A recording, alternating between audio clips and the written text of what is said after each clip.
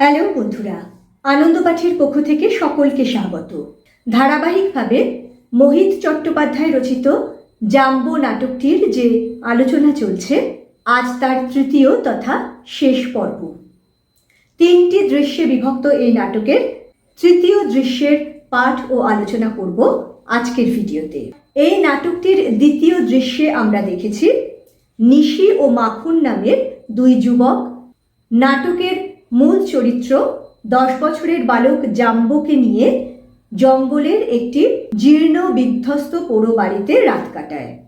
রহস্যজনকভাবে সেখানে রামলোচন নামের একটি লোক তাদেরকে শোয়ার জন্যে মাদুর, খাবার জল, ছানা বড়া এবং মোমবাতি ও দেশলাই দিয়ে যায় এবং তাদেরকে অভয় দান করে বলে যে সে বাইরে পাহারা দিচ্ছে, তাদের কোনো ভয় নেই।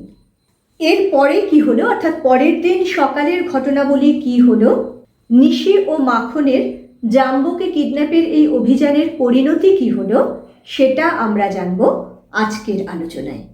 আজকের পাঠ শুরু করার আগে প্রতিদিনের মতো বলে নিই, যারা এই চ্যানেলটি সাবস্ক্রাইব করেছো তাদের ধন্যবাদ, আর যারা এখনো সাবস্ক্রাইব করোনি তাদের যদি এই আলোচনাগুলো ভালো লাগে এবং এই ধরনের আলোচনা আরো বেশি করে পেতে চাও তাহলে অবশ্যই লাইক, শেয়ার ও সাবস্ক্রাইব করে পাশে থেকো।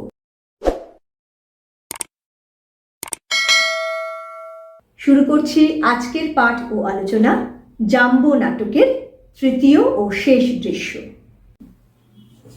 তৃতীয় দৃশ্যের পর্দা উঠতেই দেখা যায় মঞ্চে আলো এসেছে। সকালবেলা সেই একই ভুতুড়ে ঘর, একই পরিবেশ। নিশি ফোনে ডায়াল করছিল। মাখন মাথায় হাত চেপে কাতর মুখে এসে মেঝের মাদুরে বসে। নিশি ডায়াল করা বন্ধ রেখে জিজ্ঞেস করে, কি রে, কি হলো? মাখন বলে, একবার এসে দেখ তো মাথার এখানটায় ফেটে গেছে কিনা। নিশি এসে নির্দিষ্ট জায়গাটা দেখে, বলে, না, তবে ফুলে আলু হয়ে উঠেছে। ওই ডাকাতটার কাণ্ড। নিশি বলে, সারা রাত্রির তো ভূতের ভয়ে ভেজা বিড়ালটি হয়েছিল, সকাল হতেই শুরু করেছে। মাখন, এই এত বড় একটা কাঁচা পেয়ারা ছুঁড়ে মেরেছে, আরেকটা মেরেছে পিঠে। ছুটে গিয়ে গাছে উঠল। গাছে চড়তে জানলে গাছে উঠে ওটাকে নিচে ঠেলে ফেলতাম, মুখ থুবড়ে মরত। নিশি বলে, কেসটা বুকলেট হয়ে যাবে, নইলে হিঁচড়ে টেনে এনে শয়তানটার দু গালে দড়াম দড়াম করে 2 চড় মেরে দাঁত ফেলে দিতাম। বাড়াবাড়ির একটা সীমা থাকবে তো। মাখন, ওই যে কাল ওর সঙ্গে সন্ধ্যেবেলায় একটু খিটিমিটি হয়েছিল, তখন বলছিল না, সুবা মে বদলা লুঙ্গা, সেই কথা ব্যাটা ঠিক মনে করে রেখেছিল। কি ডেঞ্জারাস টাইপ ভেবে দেখ। নিশি, যাকে আপদ বিদায়ের সময় তো হয়ে এসেছে। ওর ড্যাডি এক্ষুনি তেঁতুলতলায় টাকা নিয়ে চলে আসবে, টাকাটি নিয়েই কেটে পড়বো। নন্দুকে ফোন করেছিলাম, ও গাড়ি নিয়ে রেডি হয়ে আছে। মাখন বলে, ফেলুবাবু যদি দেরি করে কোনো কারণে, আমি তোকে বলে রাখছি নিশি, ওই খুদের রাস্কেলটার সঙ্গে আর আমি 1 মিনিটও থাকবো না। আমি বেরিয়ে গিয়ে নন্দুর গাড়িতে বসবো। নিশি, ফেলুবাবুর আজ আর দেরি হবে না। যার একমাত্র ছেলে কিডন্যাপ হয়ে আছে, তার মনটা কিরকম উতলা হয়ে থাকে বুঝিস তো। তাছাড়া জাম্বোর মা, তার মনের অবস্থাটাও ভাব। কতক্ষণ ছেলেকে পাবো এই তো সারা রাত না ঘুমিয়ে দুজনে ভেবে চলেছে। তারাটা তো ওদেরই বেশি। শোন, তোর মাথায় লেগেছে, তোর কিছু করতে হবে না, আমি ব্যাগ ট্যাগ গুছিয়ে দিচ্ছি। গুছোতে থাকে। আমি তেঁতুলতলায় চলে যাচ্ছি। তারপর ঘড়ি দেখে বলে, সময় হয়ে এসেছে। তারপর এই ভূতের বাড়ি আর জাম্বু ভূতকে টাটা জানিয়ে বিদায়। ওই ভুতুড়ে বাড়িতে রাত কাটানোর পর তৃতীয় দৃশ্য শুরু হয় পরের দিন সকালে। একই জায়গা, একই পরিবেশ। আনন্দবাবু যেহেতু বলেছিলেন পরদিন সকালেই তাদের টাকাটা দিয়ে দেবেন, তাই নিশি আনন্দবাবুকে ফোন করার চেষ্টা করে। এমন সময় মাথায় হাত চেপে কাতর ভাবে মাখন ঘরে এসে বসে পড়ে। তারপর যা বলে তা হলো, আগের দিন রাত্রিরে ওই যে জাম্বো বলেছিল পরদিন সকালে মাখনের উপর বদলা নেবে, কারণ রাত্রিবেলায় ভূতের ভয় সে কিছু করতে পারছিল না। সকাল হতেই সে কিন্তু তার প্রতিশ্রুতি রেখেছে। সে একটা পেয়ারা গাছে তরতর করে উঠে কাঁচা বড় বড় পেয়ারা মাখনের দিকে ছুঁড়ে মেরেছে, একটা পিঠে একটা মাথায়।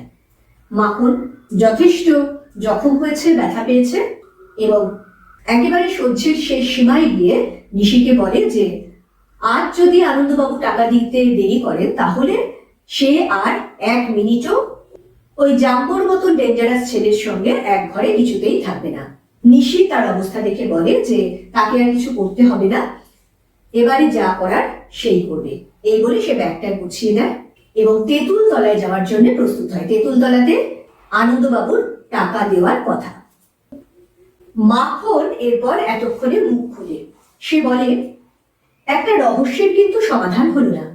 নিশি বুঝতে পারে ওই রামলোচনের ব্যাপারটা তো।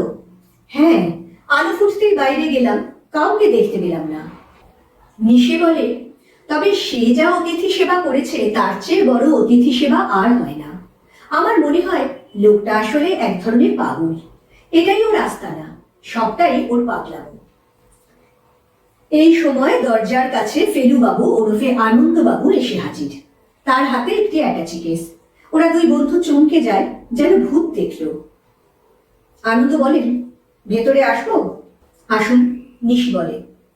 মাখন বলে আপনার সঙ্গে অ্যাপয়েন্টমেন্টটা তো তেঁতুল তলায়। আনন্দ আবার কষ্ট করে অত দূর যাবেন তাই ভাবলাম। নিশি আমরা এখানে তা জানলেন কেমন করে? আনন্দ সে বলছি, জাম্বু কোথায়? মাখনও পাল্টা বলে বলছি। আনন্দ আবার জিজ্ঞেস করেন জাম্বু কুশালে আছে তো? নিশি বলে আপনার সঙ্গে লেনদেনের ব্যাপারটা মিটলেই সব কিছুর উত্তর পাবেন। আনন্দ তাহলে ব্যাপারটা আমরা মিটিয়ে ফেলি। আমার যা আনার তাই অ্যাটাচি কেসে রয়েছে। নিশি ভালো, পুরো 2 লাখই এনেছেন তো? আনন্দ বলছি। মাখন সবটাতেই আপনার বলছি, এক্ষুনি পরিষ্কারভাবে কিছু বলবেন তো? আনন্দ তাও বলছি, আমি জাম্বুকে নিতে আসিনি। নিশি তার মানে?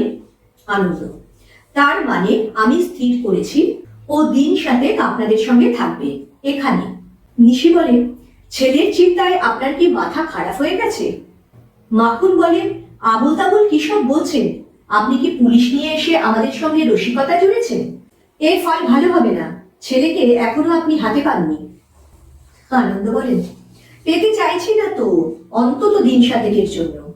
এ কথা তো বললাম মশাই, ওই দুর্দান্ত ছেলে কাল বাড়িতে ছিল না, তার জন্য বাড়িতে যে কি শান্তি বিরাজ করেছে, আর কি শান্তিতেই না ঘুমিয়েছি। কেবল রাতে, দুপুরে বিকেলে শুয়ে চোখ বুঝলেই ঘুম।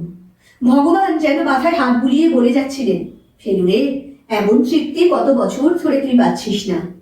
আজ আর তোকে ফেলু বলবো না, আজ তোর নাম যথার্থই আনন্দ। এমন আহ্লাদে আর কটা দিন থাকতে চাই ভাই, না করবেন না। নিশি বলে যেভাবে নিশ্চিন্তে কথা বলছেন তাতে পরিষ্কার বুঝতে পারছি আপনি 8 ঘাট বেঁধে পুলিশের সাহায্য নিয়েই এসেছেন, আর তার জন্যেই মশকরা শুরু করেছেন। আনন্দ বলেন পুলিশের ধারে কাছে আমি যাইনি, যাবও না। মিথ্যে কথা আমি বলি না ভাই। নিশি আপনার কথা বিশ্বাস করতে হবে। সবাই তো করে। মাখন বাপ হয়ে কিডন্যাপারদের হাত থেকে ছেলেকে ফিরিয়ে না নিয়ে কিডন্যাপারদের কাছে তাকে ফেলে রাখবেন? আনন্দ হেসে বলে আমার স্ত্রীও কান্নাকাটি করে ঠিক এই কথাটি বলেছিলেন। নিশি বলে যে কোনো সুস্থ মানুষই তা বলবেন। আনন্দ কিন্তু সব শুনে এই অসুস্থ মানুষটির যুক্তি তিনি হাসি মুখে গ্রহণ করেছেন। মাখন বলে আপনারা স্বামী স্ত্রী দুজনেই তাহলে পাগল, আর আপনাদের গুণধর পুত্রটি তো আর এক ধরনের খ্যাপা ডাকাত। নিশি বলে যাকে আপনার দাবি মঞ্জুর, কেবল 7 দিনের জন্যই নয়, চিরকালের মতো আপনি ছেলের হাত থেকে মুক্তি পাবেন।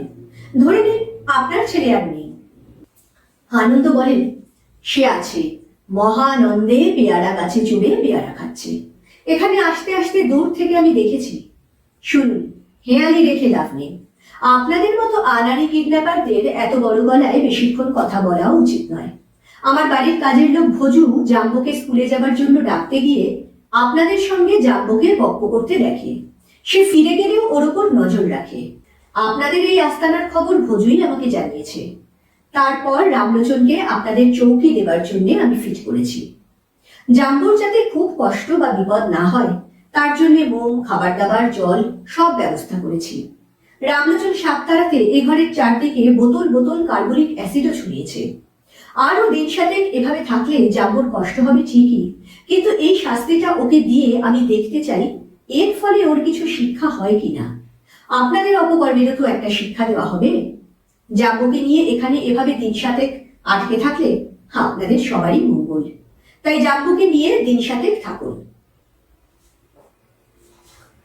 নিশি আর মাখন যখন গত রাত্রের ব্যাপারটা নিয়ে আলোচনা করে, বিশেষত রামলোচনের এই অযাচিত অতিথি সেবার রহস্যটা কি সেটা নিয়ে কথা বলতে থাকে, সেই সময় হঠাৎ যেন অমন সকাল বেলাতেই ভূতের মতো আবির্ভূত হয় আনন্দবাবু। স্বভাবতই তারা জিজ্ঞেস করে যে আনন্দবাবু তেঁতুলতলায় না গিয়ে এখানে কেন এসেছেন এবং এই জায়গার খোঁজ কি করে পেলেন। তার উত্তরে আনন্দবাবু কিছুটা হেয়ালি করে প্রথম দিকে বলছি বলছি করতে থাকে এবং নিশি ও মাখনের কাছে এক সাংঘাতিক প্রস্তাব রাখেন। তিনি বলেন যে এক রাত্রি জাম্বু বাড়িতে না থাকায় তিনি এত শান্তিতে থাকতে পেরেছেন যে তিনি চান আরো 7টা দিন এইখানে জাম্বুকে নিয়ে নিশি ও মাখন থাকুক। এতে করে জাম্বুরও একটা শাস্তি হবে এবং নিশি ও মাখন যারা কিডন্যাপের মতন অপরাধ করতে চেয়েছিল তাদের অপরাধেরও একটা সাজা হবে।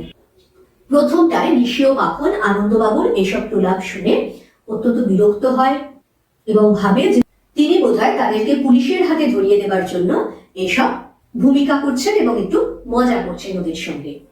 কিন্তু আনন্দবাবু এরপরে সবটা খোলসা করে বলেন, তিনি জানান যে তার চাকর আগের দিন জাম্বুর সঙ্গে নিশি ও মাখনকে দেখার পর থেকে তাদের উপর নজর রাখছিল এবং এই জায়গাটায় আসার কথা সেই জানিয়েছে। আর রাত্রিবেলায় যে ব্যবস্থাগুলো নেওয়া হয়েছে সেগুলো সব আনন্দবাবুই করিয়েছেন রামলোচনকে দিয়ে। এই সব বলে তিনি আবারও নিশি ও মাখনকে অনুরোধ করেন জাম্বুকে নিয়ে 7 দিন সেখানে থাকার। এই প্রস্তাব শুনে নিশি বলে, আপনার এই আজব প্রস্তাবে রাজি থাকবো তাই কি মনে করেন? আনন্দ বলেন, রাজি না থাকলে আমি পুলিশের হাতে আপনাদের ছেড়ে দিতে বাধ্য হব, সেটা আপনাদের পক্ষে আরো বড় শাস্তি হবে নাকি? মাখন বলে, ওই ছেলেকে সঙ্গে রেখে এখানে 7 দিন থাকতে হবে? সাপের কামড়ে নয়, ওই জাম্বুর হাতেই আমাকে মরতে হবে। শুনুন, টাকা আমরা চাই না, আমরা চলে যাচ্ছি। আনন্দ, চলে যাবে? মাখন নিশিকে বলে, কি নিশি? নিশিও বলে, হ্যাঁ, চলেই যাব। আনন্দ, শাস্তি এড়িয়ে? মাখন এবার বলে, দয়া করে আমাদের ছেড়ে দিন। আনন্দ বলেন, আমি নরম মানুষ, ওভাবে বলবেন না। মাখন বলে, আমার ব্রঙ্কিয়াল অ্যাজমা আছে, আপনার ছেলে আমার ইনহেলার থেরাপির যন্ত্রটা ভেঙে দিয়েছে। আনন্দ বলে, আমার বাড়িতেও কিছু আস্ত নেই। নিশি বলে, ওকে মেরে ধরে শেষ করছে, ভগবান ওকে আরো শক্তিমান করুন, আমাদের মুক্তি দিন। মাখন হাত জোর করে বলে, আমাদের ছেড়ে দিন, আমি অসুস্থ। আনন্দ বলেন, আমাকে বড্ড নরম করে তুলছেন ভাই, এখন আমি কি করি? আচ্ছা, একটা কাজ করুন। আনন্দবাবু অ্যাটাচিকে স্কুলে একটা বিল বই আর কলম বের করেন। এটা আমাদের স্কুলের বিল বই পুয়োর ফান্ডের জন্য। 1010 টাকা স্কুলের পুয়োর ফান্ডে অন্যায় কাজের ফাইন হিসেবে দান করে চলে যান। নিশি বলে, সে কি, উল্টে আমরা টাকা দেব? আনন্দ, এর চেয়ে নরম ব্যবহার আর কি হতে পারে আমার তো জানা নেই ভাই। মাখন অসহায়ভাবে বলে, 10,000 টাকা আমরা পাবো কোথায়? আনন্দ বলেন, পকেট ফাঁকা রেখে কেউ কিডন্যাপ করতে নামে? আপনারা ভাই এতটা আনারই আমি মানতে পারছি না। মাখন, সত্যি 10,000 টাকা আমাদের সঙ্গে নেই স্যার। আনন্দ, আবার স্যার বলছে, ফেলুকে, ছি, কত আছে? নিশি, 1000 খানেক। মোটে? মাখন, আগে 3 সত্যি, আমাদের সার্চ করে দেখুন। ছি, অত নামতে পারি? ওই টাকাই বিলে লিখে সই করে দিন। মাখন বলে, আমি টাকা বের করে দিচ্ছি, তুই সই করে দে। নিশি বিলে লেখে, মাখনের হাত থেকে টাকা নিয়ে অ্যাটাচিতে রাখেন আনন্দবাবু। সই শেষে বিল বইটিও রাখেন। এই সময় দৌড়ে জাম্বু ঢুকে পিছনে রামলোচন। ড্যাডি, এরা বেईमानी किया, बेईमान को नहीं छोड़ूंगा मैं मुंबई जरूर जाऊंगा, बेईमान कामीने नहीं छोड़ूंगा मैं। জাম্বু মাখনের পিছের দিকে কোমরের বেল্টটা 2 হাতে ধরে। মাখন, নিশি নিশি ছাড়াবার চেষ্টা করে আর বলে, ওকে ছাড়িয়ে দিন। জাম্বু, नहीं छोड़ेगा, अब मुझे कोई नहीं रुक सकता। মাখন, কি হচ্ছে, ছাড়িয়ে দিন। আনন্দ বলে, বড় শক্ত কাজ ভাই, লেট হয়ে গেল, ও এসে পড়ার আগে যদি চলে যেতে পারতেন। মাখন, ও নখ ফোটাচ্ছে। জাম্বো, এবার কামড়ে দেব, नहीं छोड़ेगा, मैं हमला करने के लिए बिल्कुल तैयार हूं, मुझे मुंबई ले जाने होगा। নিশি বলে, ওকে সামলান, আমাদের যেতে দিন প্লিজ। আনন্দ বলেন, মিনিট 10 বেশি আমি আর রামলোচন ওকে ধরে রাখতে পারবো না, এর মধ্যে সরে পড়তে পারবেন? মাখন বলে, পারবো, দৌড়ে যাব। আনন্দ এবার রামলোচনকে বলেন, রামলোচন, জাম্বোকে ছাড়িয়ে নিয়ে ধরে রাখ, আমিও ধরছি তোর সঙ্গে, পালান। আনন্দবাবু আর রামলোচন কোনো মতে জাম্বোকে ছাড়িয়ে নেয়। ওরা দৌড় দেয়। জাম্বোর এক পা আনন্দবাবু, অন্য পা রামলোচন মাটিতে বসে পাকড়ে ধরে রাখে। পা ঝটকাতে ঝটকাতে জাম্বো বলে চলে, ছেড়ে দাও ড্যাডি, বেঈমান লোগো কো मैं मार डालूंगा, छोड़ मुझे छोड़। রামলোচন, পারছি রে, লাথাচ্ছে। আনন্দ, লাথাচ্ছে তো আমাকেও, কথা দিয়েছি 10 মিনিট দাঁত কামড়ে ধরে রাখলে রামলোচন। জাম্বো, मैं মুম্বাই जाऊंगा, মুম্বাই जाऊंगा ড্যাডি। আনন্দ, পা সামলা জাম্বো, লাথি ছুটছিস যে। জাম্বো, মুম্বাই जाऊंगा।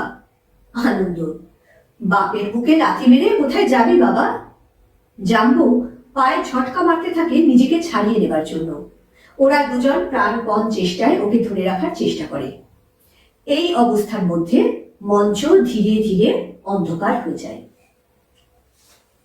আর এখানে তৃতীয় দৃশ্য তথা এই নাটকের সমাপ্তি।